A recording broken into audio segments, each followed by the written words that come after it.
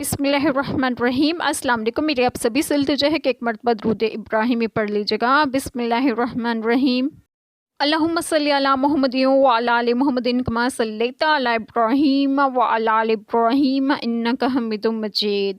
اللہم بارک علی محمد وعلی آل محمد کما بارکت علی ابراہیم وعلی آل ابراہیم انک حمید مجید۔ بسم اللہ الرحمن الرحیم۔ بلکہ اللہ تمہارا مولا ہے اور وہ سب سے بہتر مددگار۔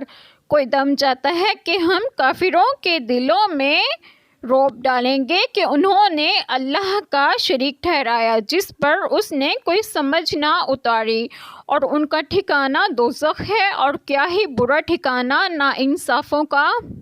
بسم اللہ الرحمن الرحیم۔ آج جو بات میں آپ لوگوں سے ڈسکس کروں گی وہ یہ ہے کہ اللہ تعالیٰ تمہارا پروردگار ہے اور وہ سب سے بہترین مددگار ہے۔ جنگ احد میں واپس ہو کر ابو سفیان وغیرہ اپنے لشکروں کے ساتھ مکہ مکرمہ کی طرف روانہ ہوئے تو انہیں اس پر افسوس ہوا کہ ہم نے مسلمانوں کو بالکل ختم کیوں نہ کر ڈالا۔ آپس میں مشورہ کر کے اس پر آمادہ ہوئے کہ چل کر انہیں ختم کر دیں۔ جب یہ قصد پختہ ہوا تو اللہ تعالیٰ نے ان کے دلوں میں رعب ڈالا اور انہیں شدید خوف پیدا ہوا اور وہ مکہ مکرمہ ہی کی طرف واپس ہو گئے۔